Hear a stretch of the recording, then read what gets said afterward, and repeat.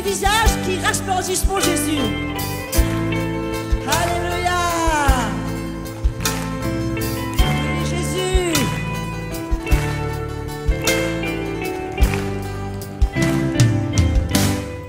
Parle à mon cœur, Seigneur, parle à mon cœur. Tu es le seul qui peut parler à mon cœur. Tu as donné ta vie et je t'appartiens, Jésus. Parle à mon cœur. Voilà, le temps est venu d'être ensemble et d'être dans la présence du Seigneur pour partager à nouveau la parole de Dieu. Donc, bonjour à tous ceux qui nous rejoignent sur ce direct avec le duo, ce direct également sur YouTube. Bonjour donc à tous nos abonnés qui sont au loin dans les nations. Que le Seigneur puisse encore vous bénir, vous encourager et vous fortifier par sa parole. Avant d'aller plus loin, nous allons remettre entre les mains du Seigneur ce temps de partage. Notre Dieu, nous te disons merci. Malgré le confinement, tu nous permets de pouvoir être ensemble. C'est vrai, dispersés de par ce monde, dispersés dans nos demeures, dans nos maisons. Mais malgré tout, Seigneur, nous savons que tu es avec chacun. Avec chacun, Seigneur, qui sont ce matin encore à l'écoute. Seigneur, nous remettons ce temps de partage entre tes mains et nous te demandons que, Seigneur, tu puisses encore parler, encourager, toucher des cœurs à salut. Merci d'étendre tes bonnes mains pour disposer les cœurs, rendre les oreilles attentives. Au nom de Jésus, par cette simple prière, je te demande, Seigneur, de bénir chacun et chacune dans ce pays où nous sommes, mais aussi dans toutes les nations, pour tous ceux qui sont à l'écoute. Merci, ô mon Dieu, mon Père, dans le nom de ton Fils Jésus, notre Seigneur et Sauveur. Le confinement dans beaucoup de nations. Confinement aussi pour nous. La nouvelle est tombée hier soir. Prolongation du confinement pendant une semaine. Bien sûr, c'est la poursuite de l'isolement. C'est la coupure encore avec beaucoup d'activités habituelles. C'est un bouleversement. C'est un changement de vie qui est inacceptable pour beaucoup. L'isolement est insupportable, stressant pour certains. Plusieurs projets vont être annulés et le découragement envahit bien des cœurs. Le sujet de mon partage ce matin sera donc sur l'encouragement. À cause de tout ce qui se passe, il y a beaucoup de découragement, il y a beaucoup de tristesse, il y a beaucoup de stress. Qu'en est-il pour l'enfant de Dieu? Je m'adresse particulièrement ce matin à ceux qui sont à Jésus-Christ, aux chrétiens, à ceux qui appartiennent à l'Église de Jésus-Christ. Qu'en est-il pour l'enfant de Dieu? Qu'en est-il pour le chrétien? Eh bien, je dirais confinement ou pas confinement.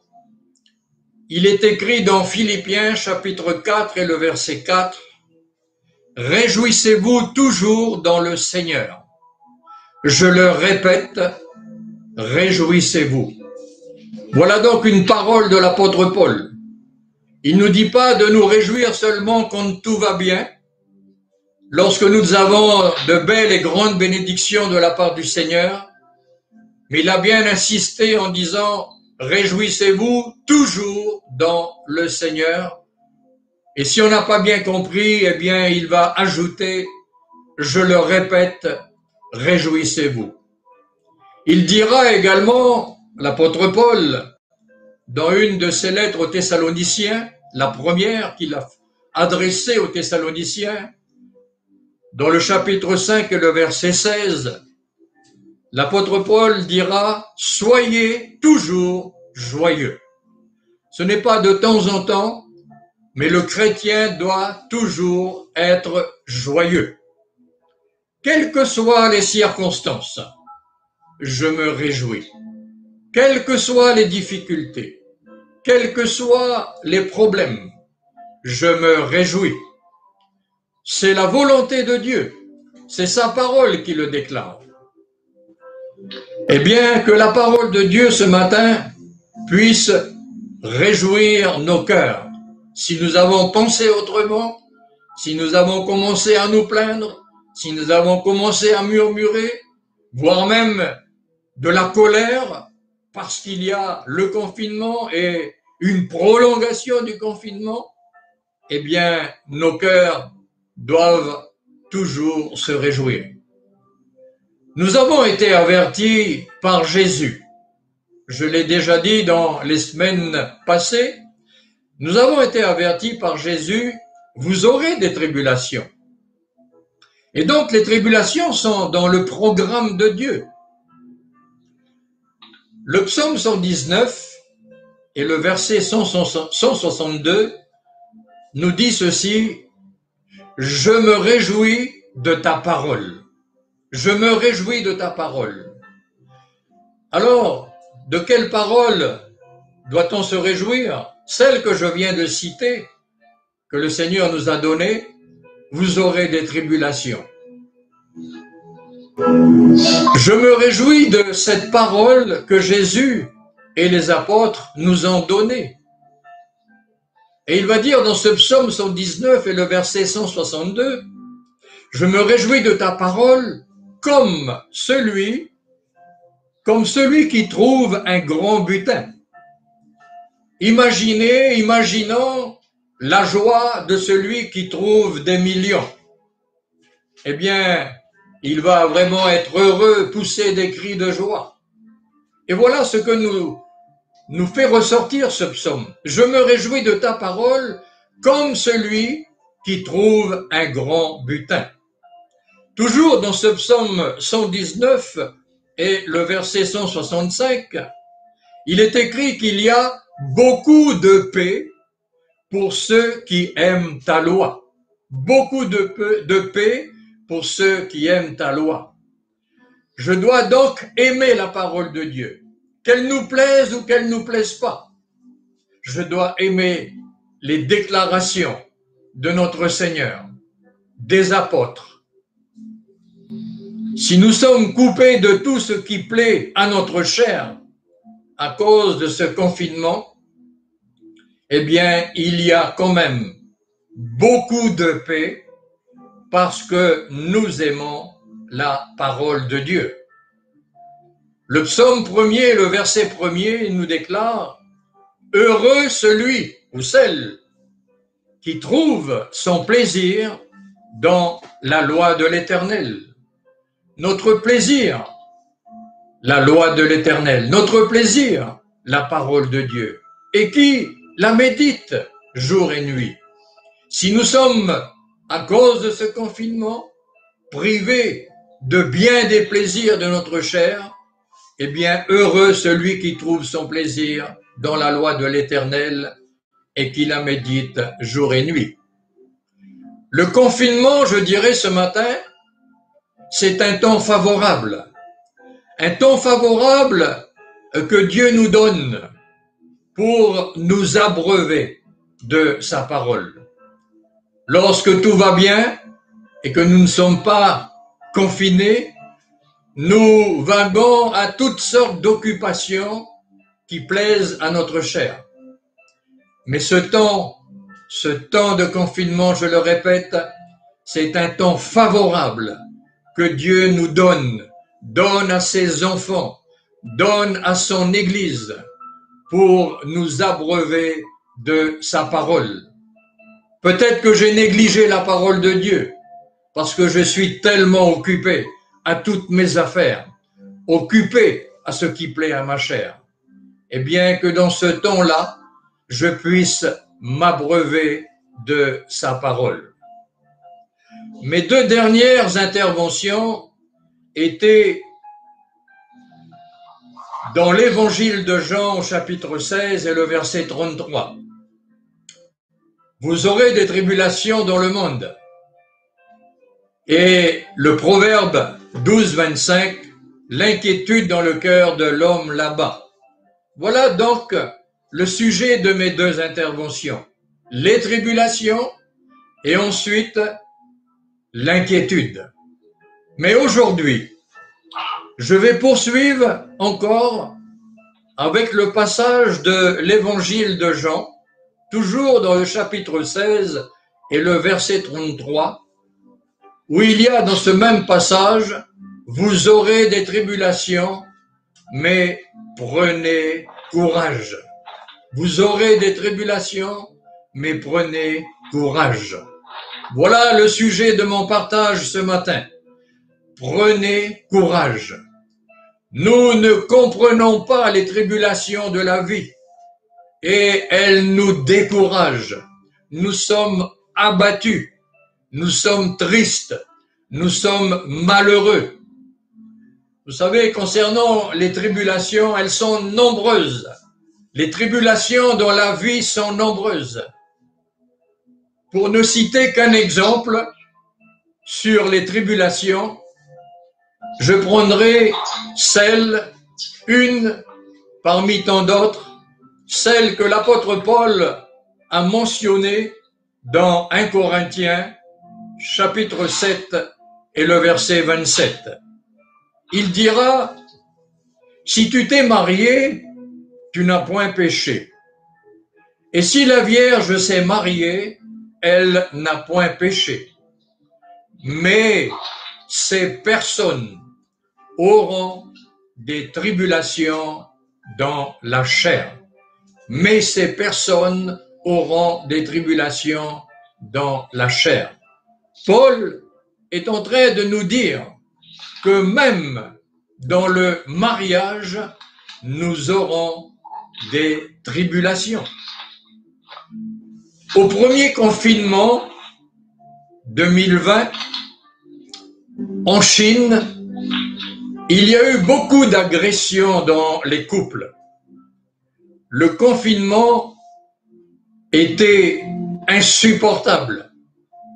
Le découragement avait envahi, avait gagné ces couples, à tel point qu'à la fin du confinement, une multitude de couples ont divorcé.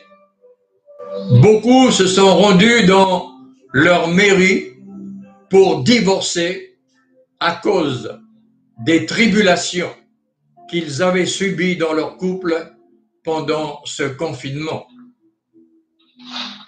Dans notre pays, le confinement aggrave le fléau calédonien des violences conjugales dans toutes les communautés.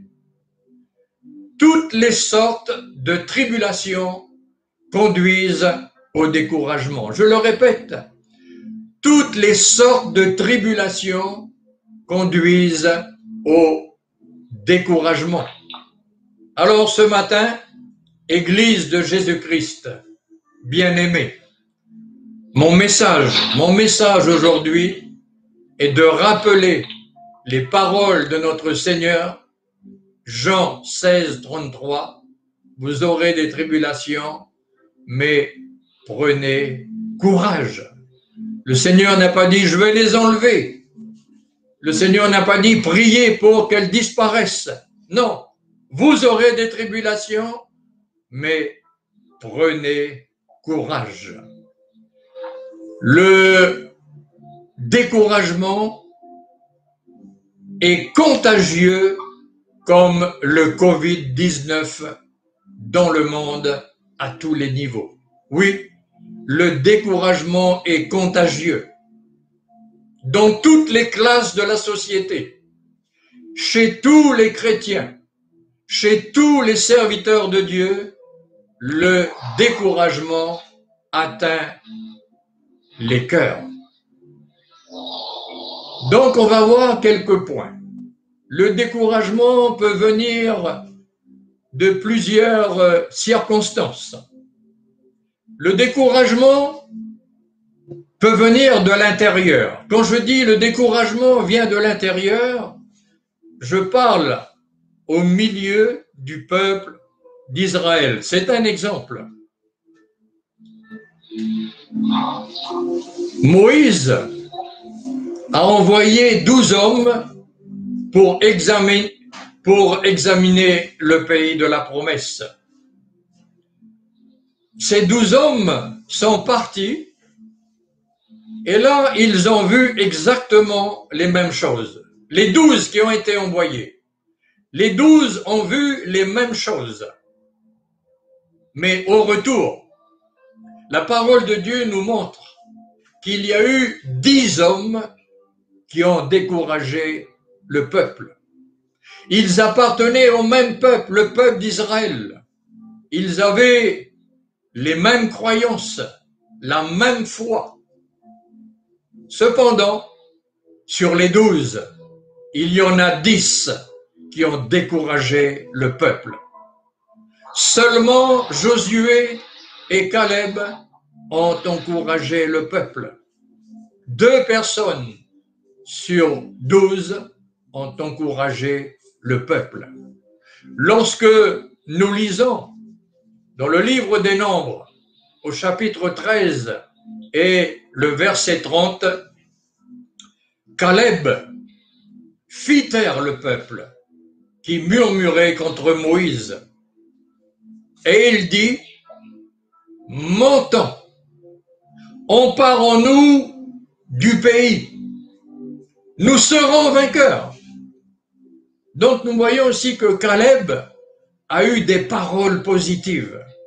Il a eu des paroles de foi. Il les engage à monter. Il les engage à s'emparer du pays. Il leur donne une parole de victoire. Nous y serons vainqueurs. Voilà donc un homme parmi les 12 qui a donné des paroles d'encouragement. Mais dans le verset 31, les hommes, les 10, les hommes qui étaient allés avec Caleb, dirent, nous ne pouvons pas monter contre ce peuple, car il est plus fort que nous. Et voilà des paroles négatives. Donc, le découragement vient aussi de l'intérieur. Le découragement vient parfois du peuple de Dieu. Le découragement vient du milieu de l'Église des chrétiens qui ont tous la même foi en Jésus, qui reçoivent les mêmes enseignements, qui reçoivent la même parole. Un homme, Caleb, est positif avec Josué, mais les 10 autres disent non, nous ne pouvons pas monter contre ce peuple, car il est plus fort que nous. Dans le verset 32, ces mêmes personnes, il est écrit, ils décrièrent devant les enfants d'Israël le pays qu'ils avaient exploré. Ils dirent, le pays que nous avons parcouru pour l'explorer est un pays qui dévore ses habitants. Tous ceux que nous avons vus sont d'une haute taille. Et voilà encore des paroles négatives. Le pays que nous avons parcouru est un pays qui dévore ses habitants. Voilà où se porte le regard de ces 10 autres personnes. Tous ceux que nous avons vus sont des hommes d'une haute taille. Voilà à nouveau où le regard se porte sur la haute taille. Encore des paroles négatives. Dans le verset 33, il est dit « Et nous y avons vu les géants, les enfants d'Anak, de la race des géants. Nous étions à nos yeux et aux leurs comme des sauterelles. » Encore des paroles qui proclament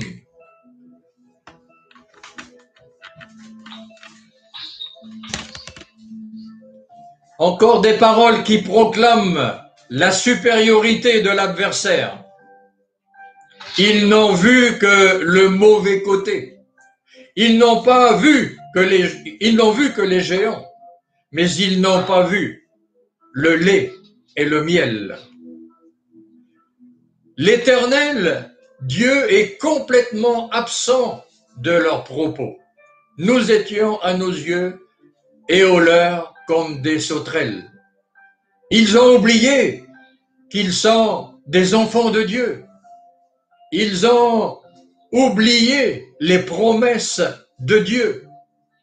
Le pays de la promesse était un acquis. L'Éternel Dieu est complètement absent de leurs propos. Voilà le découragement qui a pénétré parmi le peuple.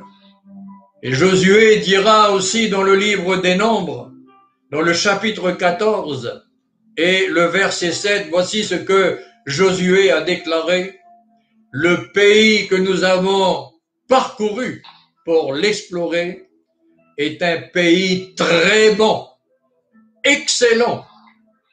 Donc nous venons de voir de l'intérieur du peuple d'Israël, du milieu de 10 personnes qui ont été envoyées pour explorer, des attitudes, un langage tout à fait différent.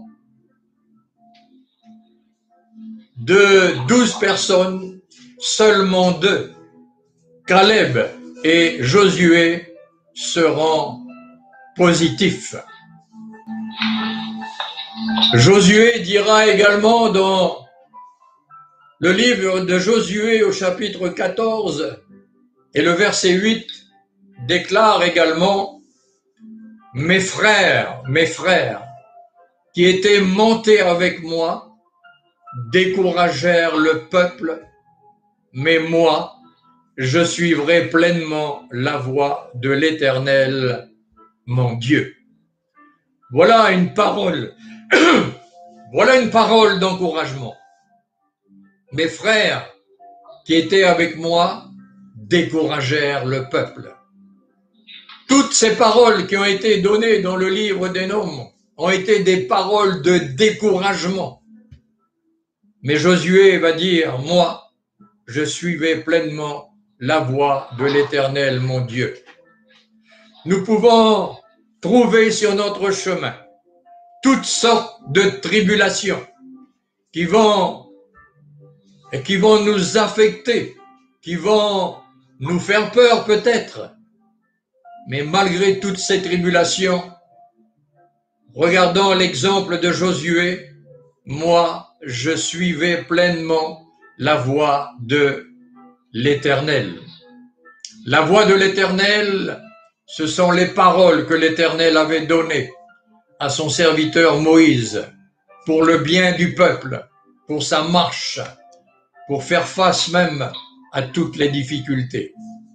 Sur les 12 espions, seulement 2 restèrent fermes sur la parole de Dieu. Les 10 autres, eh bien, ils ont contaminé le peuple. Lorsque je regarde les Écritures, dans le livre de l'Exode au chapitre 12 et le verset 37, il est écrit: ils étaient au nombre de 600 000 hommes, c'est-à-dire environ 3 millions de personnes. Pourquoi? Parce que c'était 600 000 hommes sans les enfants, sans les familles, sans les épouses. 600 000 hommes, sont sortis de l'Égypte. Voilà ce qu'était le peuple d'Israël, 600 000 hommes. Mais enfin, environ 3 millions de personnes sont les familles. Oh, je dirais ce matin, quels dégâts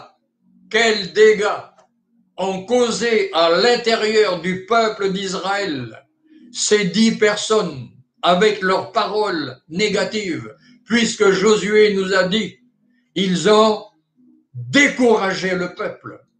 Des centaines, des milliers de personnes ont été découragées seulement par les paroles de 10 personnes, mais 2 sont restés positifs. Vous savez, le découragement, c'est une arme puissante du diable contre le peuple de Dieu. Le découragement est une arme puissante contre l'Église de Jésus-Christ. C'est une arme puissante contre les chrétiens. C'est une arme puissante contre les serviteurs de Dieu. Quel dégât, quel ravage le découragement a produit dans ce peuple d'Israël, dans cette assemblée. Cette multitude a été découragée à cause de 10 personnes. Le découragement est contagieux. Dans le livre des Nombres, au chapitre 14, et le verset 1er, toute l'assemblée éleva la voix et poussa des cris. Et le peuple pleura pendant toute la nuit. Voyez-vous, toute l'assemblée est découragée avec seulement les paroles de 10 personnes. Toute l'assemblée élève la voix. Toute l'assemblée pousse des cris. Toute l'assemblée est dans les pleurs pendant toute la nuit.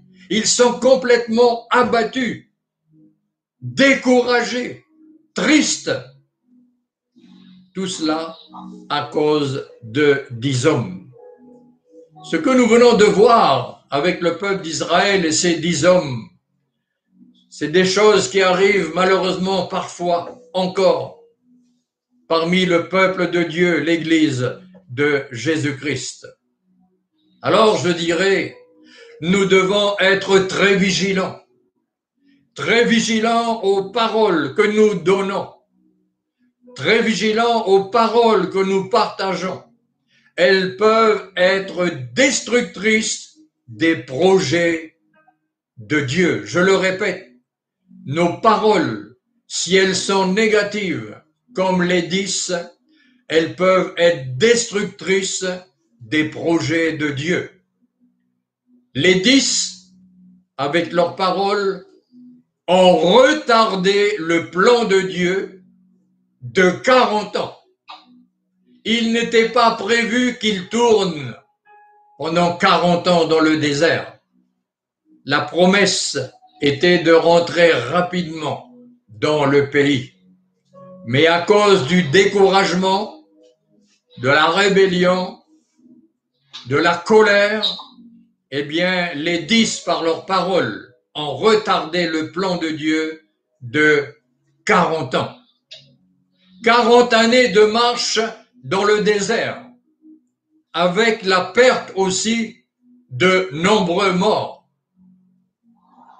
Le livre des Nombres, au chapitre 17 et le verset 49, mentionne qu'il y a eu 14 700 personnes qui moururent. 14 700 personnes moururent là pendant la marche dans le désert.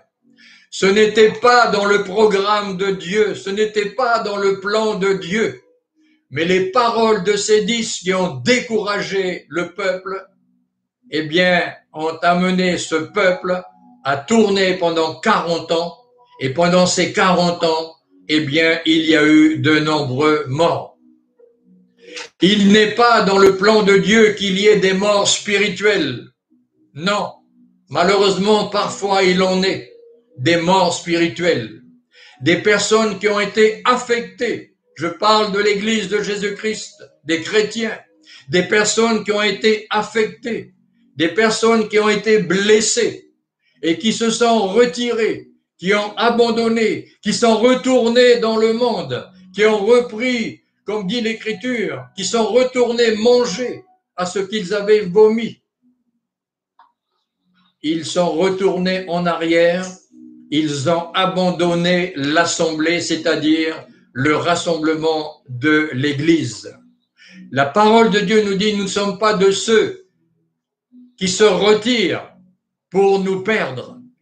Et ceux qui se retirent, les chrétiens nés de nouveau, qui ont accepté le Seigneur et qui retournent dans le péché, dans la boue du péché, meurent spirituellement. Et parfois, à cause de paroles blessantes, de paroles de jugement, de médisance, il y a eu de nombreux morts au milieu du peuple d'Israël, mais cela n'était pas prévu dans le plan de Dieu. L'apôtre Paul dira dans l'épître aux Colossiens, chapitre 4 et le verset 6, que vos paroles soient toujours accompagnées de grâce, assaisonnées de sel. Voilà les paroles que le peuple de Dieu doit avoir, celles de Caleb, celles de Josué, des paroles d'encouragement, des paroles d'exhortation, des paroles à poursuivre dans la foi, que vos paroles soient toujours accompagnées de grâce et assaisonnées de sel, et non pas des paroles négatives, et non pas des paroles qui sont fades, et non pas des paroles qui conduisent à la mort, mais des paroles accompagnées de grâce et assaisonnées de sel. Le découragement conduit à la rébellion. Le découragement conduit au regret. Le découragement conduit aux accusations contre Dieu. Et en revenant dans le livre des Nombres, chapitre 14 et le verset 2, eh bien, après le rapport négatif des 10, il est écrit « Tous les enfants d'Israël murmurèrent contre Moïse et Aaron ». Les deux principaux leaders de l'assemblée d'Israël, eh bien, nous voyons que les enfants d'Israël, l'assemblée, à cause des paroles, eh bien, ont murmuré contre Moïse et Aaron.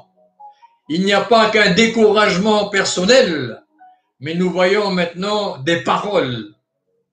Et ils vont dire que ne sommes-nous pas morts en Égypte?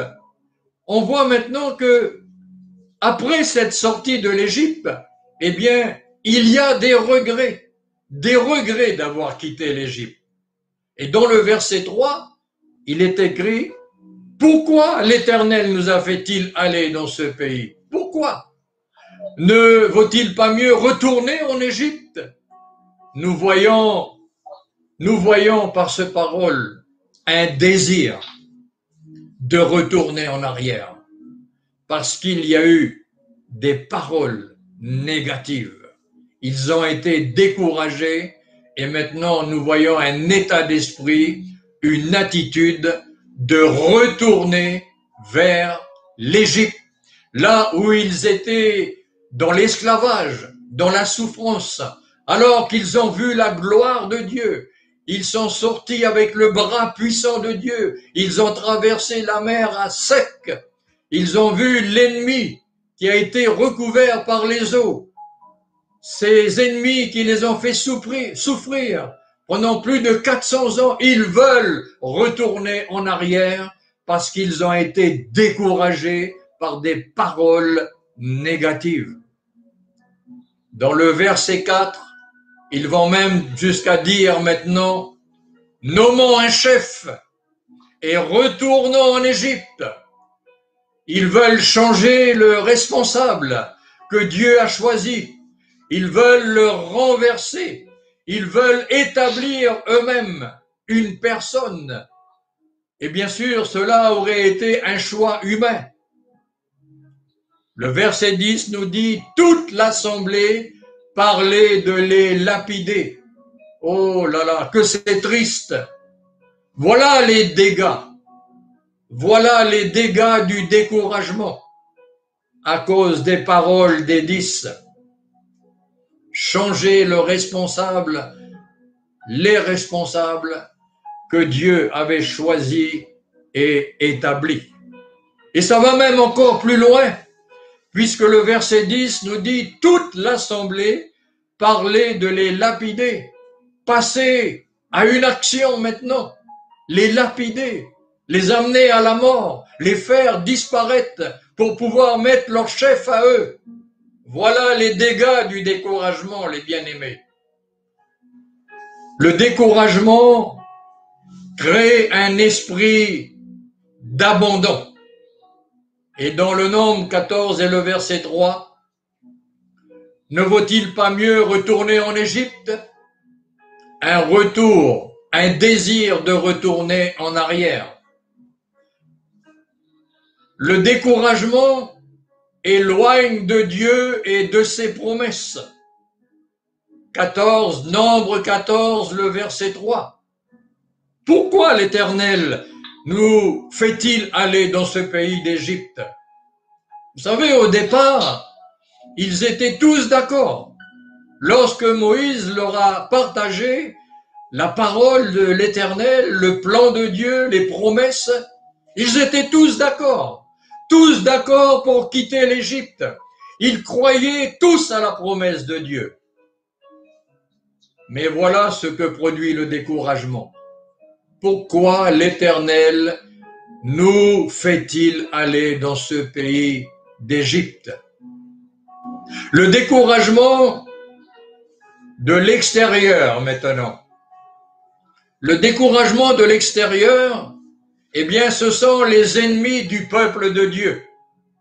Lorsque nous lisons dans le livre d'Esdras, au chapitre 4 et le verset 4, il est écrit « Alors, les gens du pays découragèrent le peuple de Juda.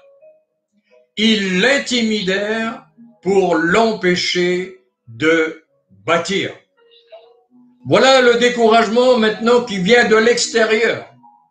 Ce sont les ennemis du peuple de Dieu, les gens du pays. Ils découragèrent le peuple. Comment? Ils l'intimidèrent pour l'empêcher de bâtir, de construire ce qui touchait l'œuvre de Dieu.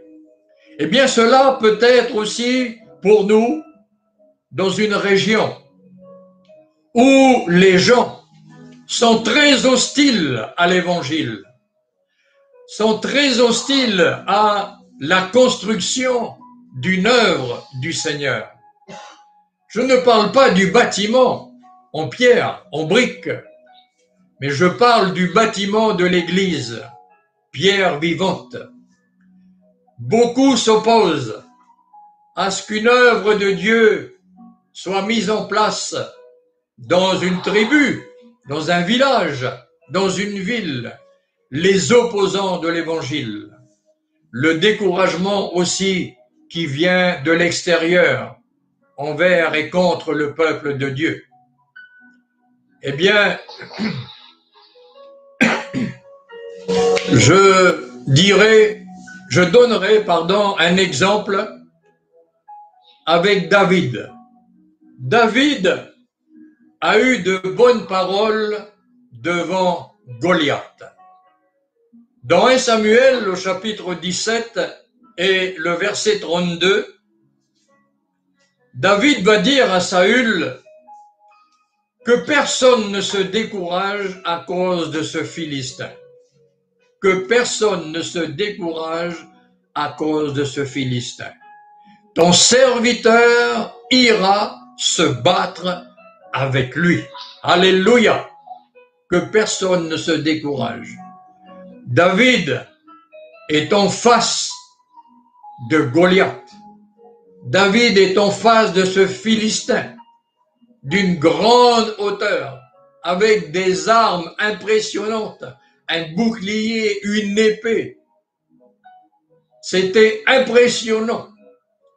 Eh bien, face à cet homme, face à ce Philistin, face à ce Goliath, David va dire, ce petit David, sans armes, mais accompagné par la puissance de Dieu, les promesses de Dieu, il va dire que personne ne se décourage à cause de ce Philistin. Qui est en Goliath aujourd'hui? Qui est en Philistin aujourd'hui? Qui est en Philistin, est en Goliath à l'heure même où je partage ce message? David fait face à l'adversaire. Il ne se laisse pas dominer par celui qui est bien plus grand, bien plus puissant que lui. Mais il fait preuve d'un grand courage. Et il a des paroles d'encouragement pour le peuple. Que personne ne se décourage à cause de ce Philistin. Voilà, les bien-aimés en Christ, l'attitude et les paroles que nous devons avoir face à un Goliath, à un géant, à un puissant, à un Philistin. Quel que soit ton Goliath ce matin, eh bien, il y a des paroles d'encouragement. Lorsqu'on te présente une difficulté, lorsqu'on te partage un problème, et des paroles d'encouragement, et non pas des paroles comme ces 10, que personne ne se décourage. Notre modèle, notre parfait modèle, Hébreux chapitre 12 et le verset 3, il est écrit « Considérez en effet celui, c'est-à-dire Jésus, qui a supporté contre sa personne une telle opposition de la part des pécheurs, afin que vous ne vous lassiez point l'âme découragée. » Voilà ce que nous devons considérer. Ce n'est pas les problèmes, ce n'est pas les difficultés. C'est cela qui nous arrête, c'est ça qui nous attriste, c'est ça qui nous accable, c'est cela qui nous décourage. Mais ce que nous devons considérer, c'est Jésus, celui qui a supporté contre sa personne une telle opposition de la part des pécheurs, afin que vous ne vous lassiez point l'âme découragée. Le remède au découragement, à toute tribulation, c'est de considérer notre Seigneur en regardant, de par les 4 évangiles, le vécu de Jésus, l'opposition, les difficultés, les insultes, le rejet. Voilà toutes les tribulations que Jésus a rencontrées. Lisez les 4 évangiles, regardez Jésus, considérez tout ce que Jésus a subi. Les 4 évangiles nous relatent toutes les tribulations de Jésus. Le remède à ce qui nous décourage, ce sont nos regards. Hébreux chapitre 12 et le verset 2, il est écrit « Ayez les regards sur Jésus, le chef et le consommateur de la foi. » Voilà le remède à notre découragement. Nos regards sur Jésus. Nous avons vu dans le verset précédent, considérez. Et maintenant, ayant les regards sur Jésus. Les 10 qui sont allés pour explorer le pays, leur regard était sur les géants. Ils n'étaient pas sur le lait et sur le miel. Ils n'étaient pas sur la bénédiction. Leur regard était sur les géants. Voilà où était leur regard. Le remède, c'est d'avoir les regards sur notre Seigneur. le remède au découragement, n'oublions pas que c'est Jésus notre modèle. J'aimerais que l'on lise dans Ésaïe au chapitre 41, Ésaïe au chapitre 41, nous allons le lire ensemble, versets 1 à 4. Ésaïe 41, versets 1 à 4. Il est écrit ceci: il s'agit que les peuples raniment leur force, qu'ils avancent et qu'ils parlent. Approchons-nous pour plaider ensemble. Que les peuples raniment leur force, qu'ils avancent et qu'ils parlent. Il s'agit de Christ, le serviteur,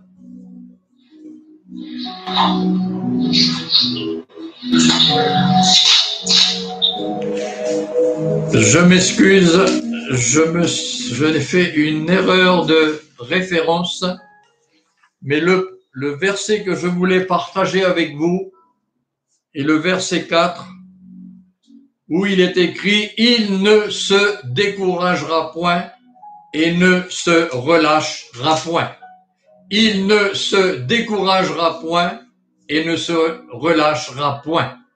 Cela concerne notre Seigneur, qui malgré tout ce qu'il a subi, eh bien, ne s'est point découragé et ne s'est point relâché. Jésus aurait pu se décourager. Jésus aurait pu se relâcher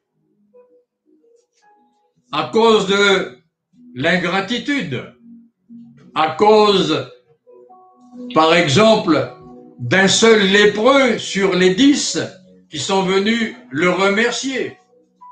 Jésus aurait pu également se décourager à cause de l'incompréhension de sa famille, que nous avons aussi aujourd'hui.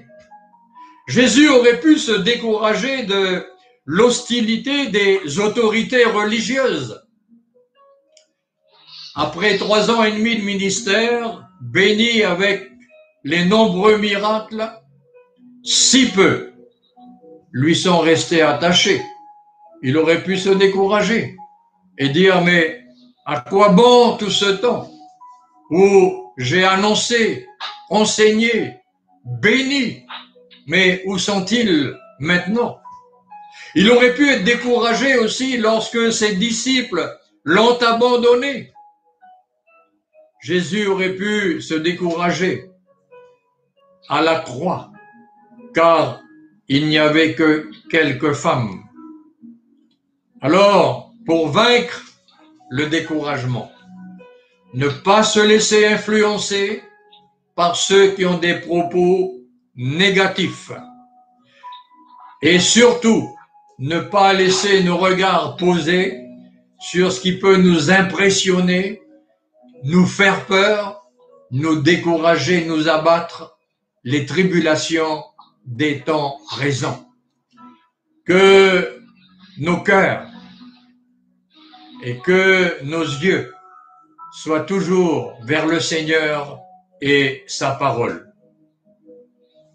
Pour terminer, pour conclure, je citerai cette parole dans Deutéronome 31, le verset 7.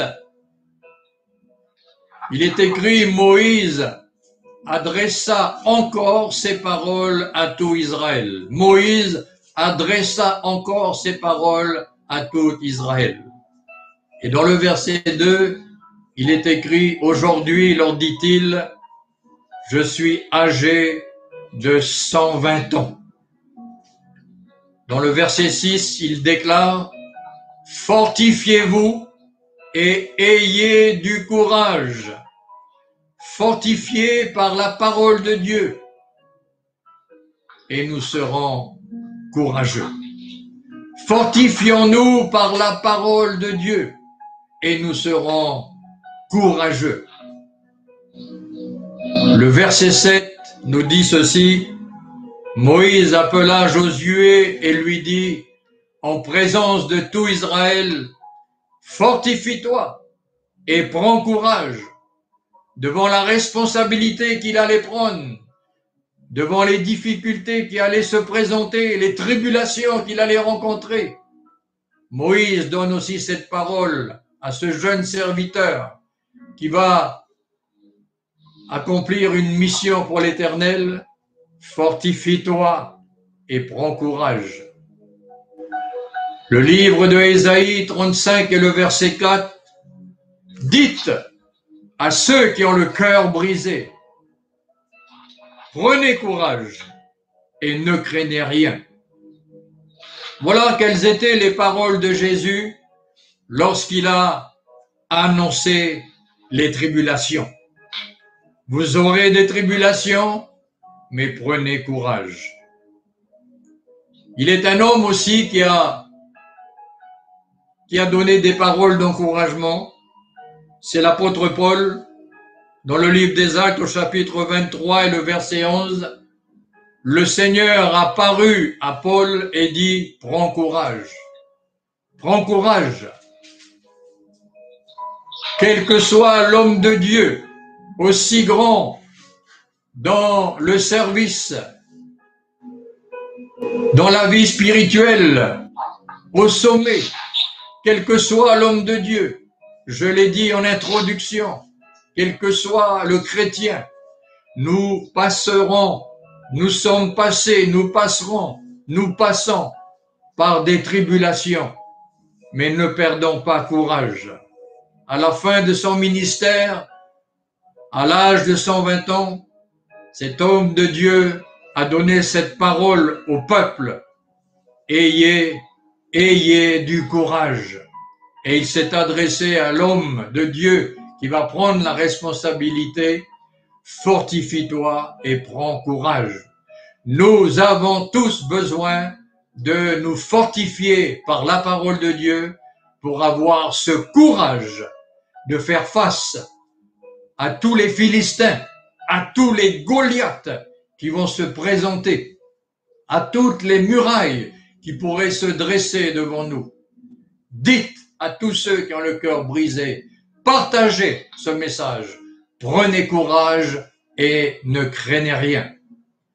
Voilà donc les paroles que j'ai eues sur mon cœur à vous partager, parce que dans ce moment de confinement, je le sais, plusieurs, non seulement ceux qui ne connaissent pas Dieu, les païens, mais plusieurs chrétiens sont dans le découragement. À cette nouvelle d'hier soir, de prolongation du confinement, eh bien, de la colère peut-être, de la colère, du découragement, de la tristesse. Non, les bien-aimés en Christ, non. Courage, courage. Le confinement est dans le plan de Dieu, déjà pour nous, pour avoir un temps encore plus précieux dans sa présence et recevoir ses instructions, ses directives, ses encouragements et toutes ses exhortations.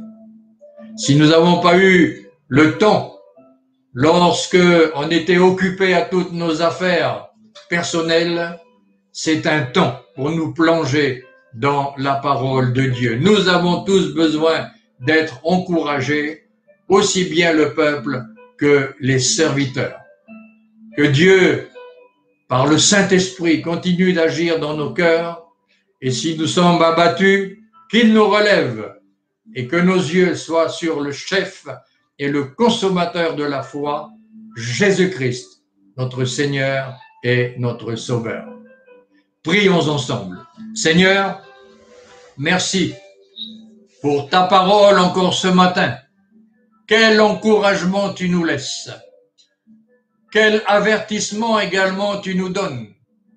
À cause des paroles négatives qui ont découragé le peuple d'Israël, Seigneur, tu nous parles à chacun et à chacune à veiller sur nos paroles pour que nous ne soyons pas des instruments de découragement, des instruments de destruction, des instruments qui ont conduit même des hommes et des femmes à la mort physique, mais pour l'Église à la mort spirituelle.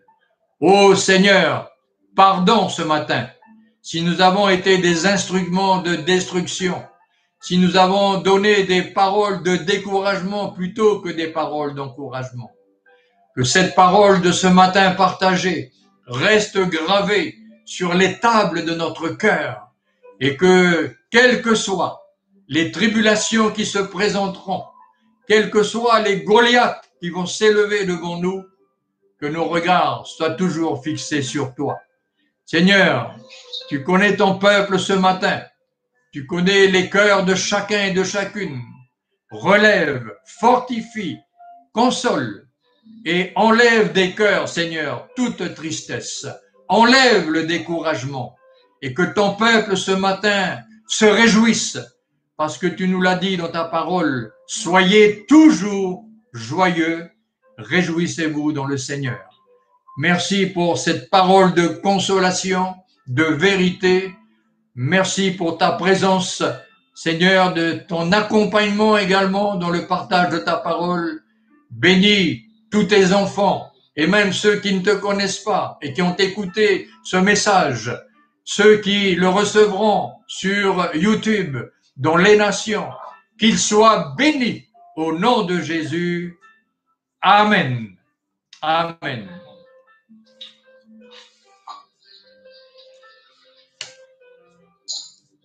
Merci à chacun, chacune pour votre participation.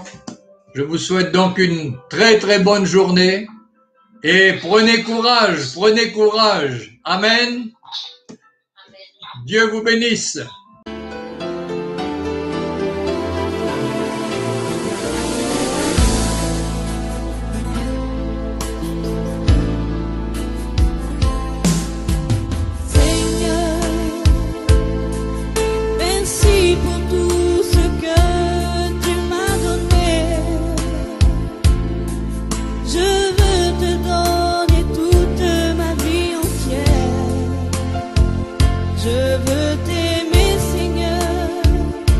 Tu m'as aimé,